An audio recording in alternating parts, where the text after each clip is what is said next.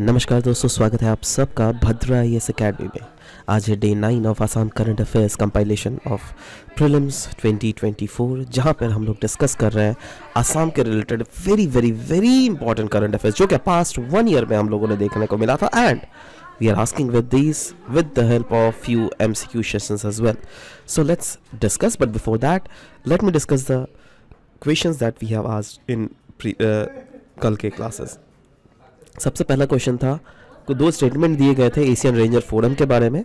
सबसे पहला स्टेटमेंट था, it led to the adoption of Guwahati declaration. Yes, it was absolutely true. दूसरा, it emphasize the role of the vital role of forest rangers in nature's conservation. दोनों के दोनों statement में yes बिल्कुल सही थे, दोनों के दोनों, इसलिए सी both of the above is the correct option for the very first question that we have asked. For the second question, among the following activities in eco-sensitive zones, which of the following is prohibited category status? देखो, hotel and resorts, electric cables यहाँ पे regulated category में ये था, ठीक है। Rain harvesting practices ये permitted activities में था, but this was that is setting up of industries जो कि पोल्यूशन क्रिएट करते हैं, this was an absolutely prohibited category, ठीक है। सो दिमाग में रहना चाहिए, ठीक है। चलो आगे बढ़ते हैं। सबसे पहले यहाँ पे हम लोग न्यूज़ डिस्कस करेंगे स्कूल ऑफ हैप्पीनेस के बारे में। जी हाँ, असम में स्कूल ऑफ हैप्पीनेस जो कि रिसेंट, ये पहला ऐसा स्कूल है which has recently been open in Bodoland territorial region. जी हाँ, नाउ सवाल होता है दैट ये इस टाइप का स्कूल पहले तो हम लोगों ने नहीं सुना था आसाम में, स्कूल ऑफ हैप्पीनेस, राइट। तो अचानक से 20 क्यों, why this school of happiness, right. Basically देखो, यहाँ पे ये एक ऐसा स्कूल है जहाँ पर आपको मैथ, साइंस, फिजिक्स ये सब नहीं पढ़ाया जाएगा। यहाँ पे आपको क्या पढ़ाया जाएगा? आपको पढ़ाया जाएगा ह्यूमैनिटी, मानवता। आपको पढ़ाई जाएगी सोसाइटी में कैसे खुश रहा जा सके, राइट। ये सब यहाँ पे पढ़ाया जाएगा। देखो, अब आप सोचो कि अचानक से इस स्कूल ऑफ हैप्पीनेस का यहाँ पे क्या जरूरत पड़ गया भाई।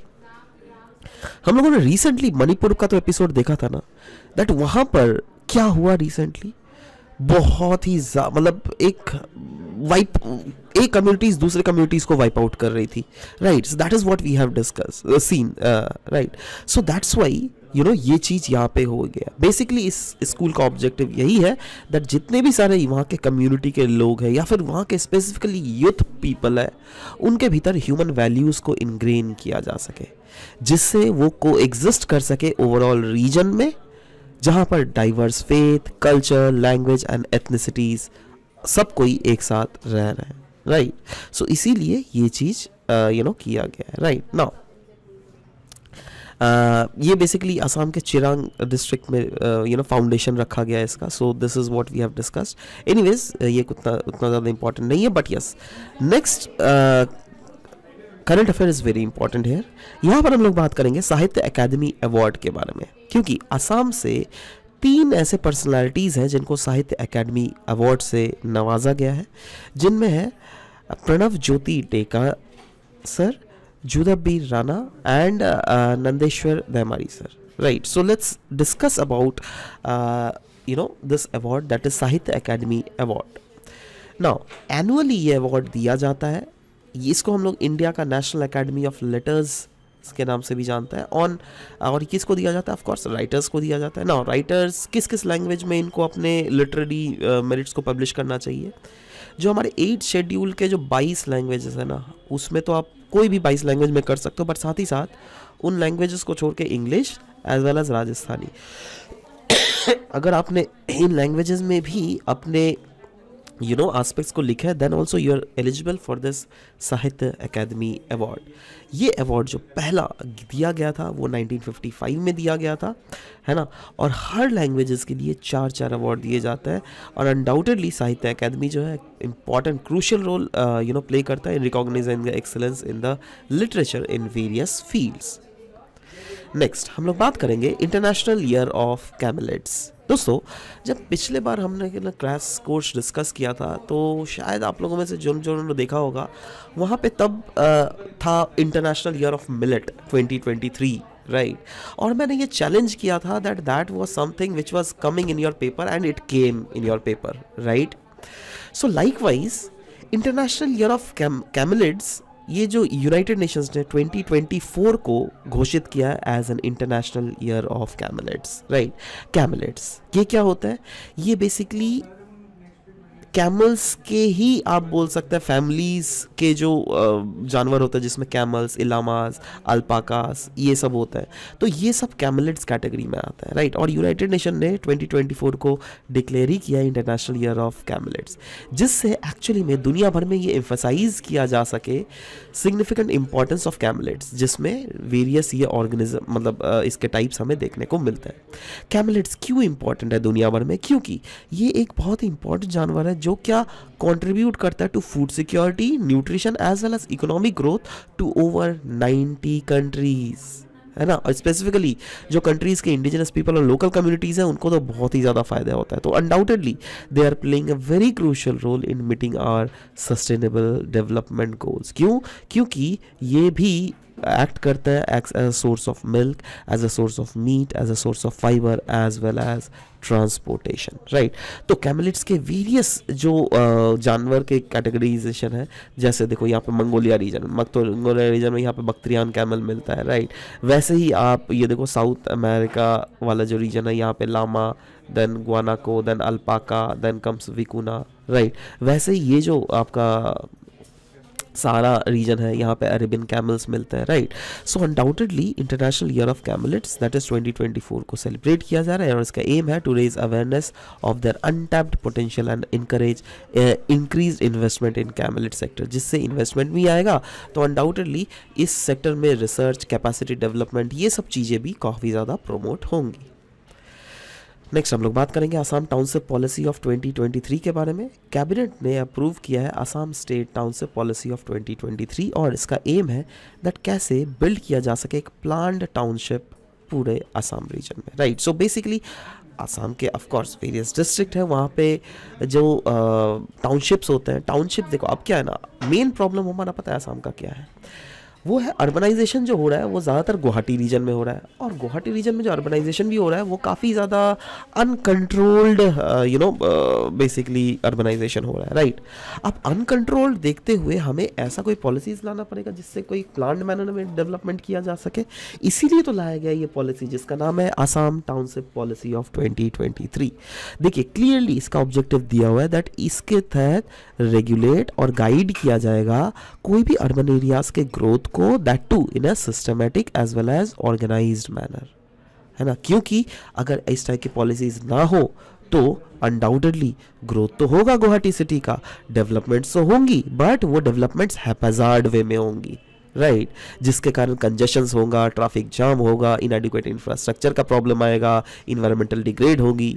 बट अगर हम लोग इस टाउनशिप पॉलिसीज़ के अंदर एक प्लान्ड मैनर में डेवलपमेंट लाया जा सके तो अनडाउटेडली ये कंजेशंस की भी प्रॉब्लम नहीं होगी, इंफ्रास्ट्रक्चर में भी हमें इनएडिक्वेसीज नहीं दिखेंगी, और लार्जर रन में अगर देखेंगे तो लार्जर रन में इन्वायरमेंट का भी डिग्रेडेशन कम से कम होगा, ठीक है।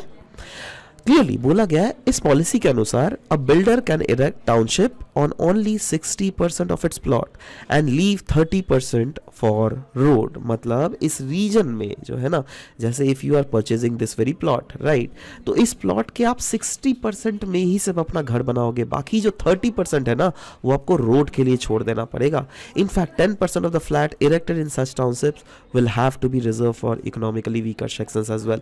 तो इनडायरेक्टली हम लोग क्या देख रहे हैं दैट इससे इंक्लूसिविटी भी प्रमोट हो रही है, क्योंकि सिर्फ अमीर लोग ही नहीं बल्कि इकोनॉमिकली वीकर सेक्शंस के लोगों को भी उतना ही हक मिलेगा, उतना ही ओवरऑल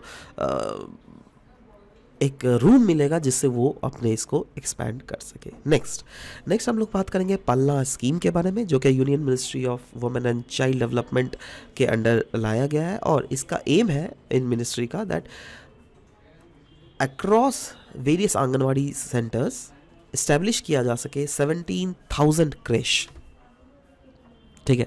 नाउ अगर इस पल्ला स्कीम के बारे में हम लोग डिस्कस करें, और ये जैसे हम लोगों ने मेक तो समझ लिया था 17,000 क्रीश बनाना। ना क्रीश होता क्या है, फॉर एग्जांपल जैसे वुमेन्स एम्प्लॉयज़ होती है ना, बहुत समय क्या होता है वुमेन जब बच्चे को पैदा करती है ना उसके बाद वो अपने ऑफिस नहीं जा पाती है। क्यों? क्योंकि बच्चे को दूध पिलाना होता है, ये सब टाइप के प्राइवेसी रिलेटेड इश्यूज़ के कारण वो बहुत समय जॉब छोड़ देती है, राइट।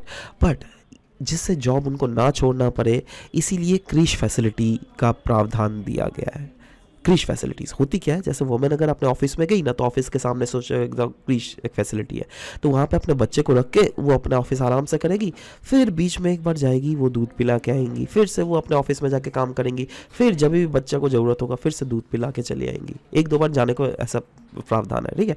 सो वही बोला गया। इसमें नोडल मिनिस्ट्री कौन है? Ministry of women and child development. Earlier इसका नेम क्या था? नेशनल क्रीश स्कीम, बट अभी इसका नेम मॉडिफाई करके पल्ला स्कीम बोल दिया गया, ठीक है। तो ये एक सेंट्रली स्पॉन्सर्ड स्कीम है जिसका एम है to address the urgent need for quality day care facility या फिर क्रीश फॉर द चिल्ड्रन, और वो भी किसके लिए? वर्किंग वुमेन के लिए, ठीक है।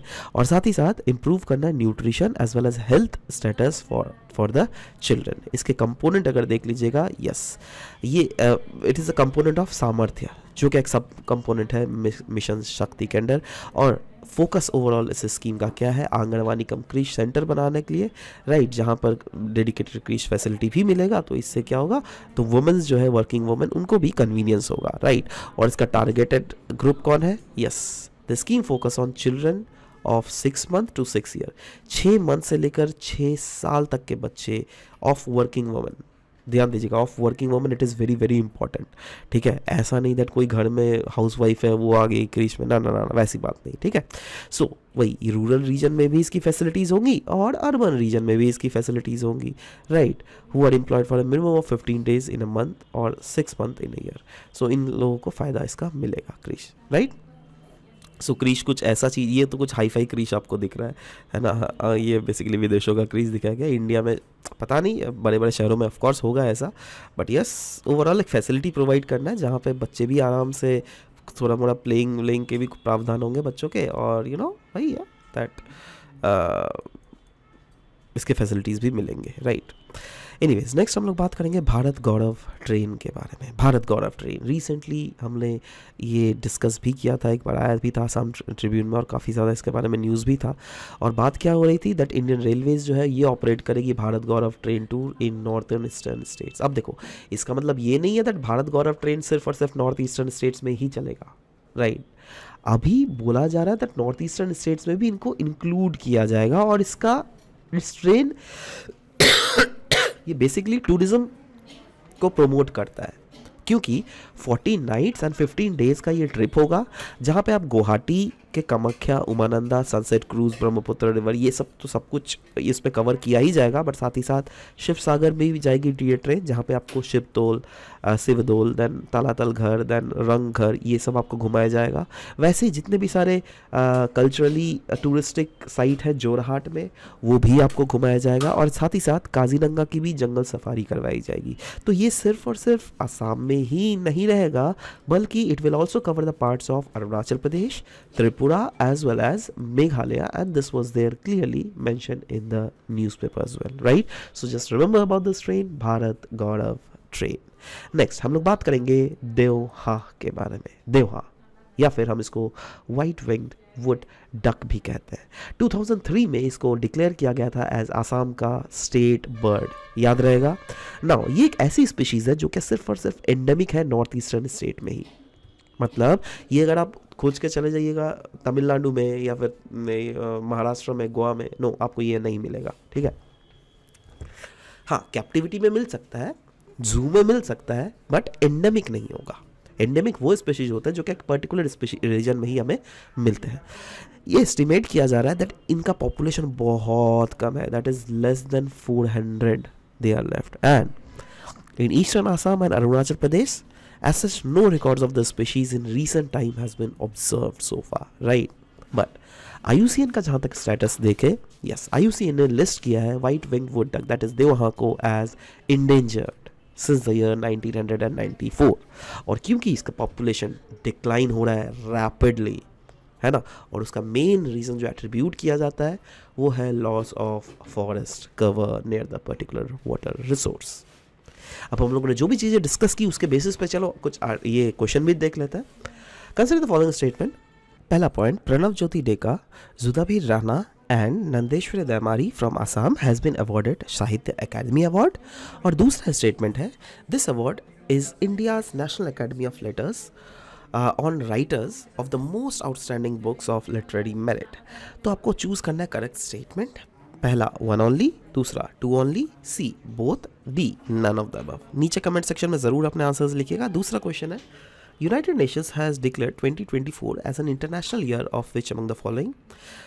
First is A is millets, B is camelids, C is cancer and D is tiger। नीचे कमेंट सेक्शन में ज़रूर से अपना आंसर्स लिखिएगा। I'll be waiting for your answer to come up. This was all about the discussion that we had for this very session। मिलते हैं आप सबके साथ नेक्स्ट सेशन में। Till then, bye bye, take care।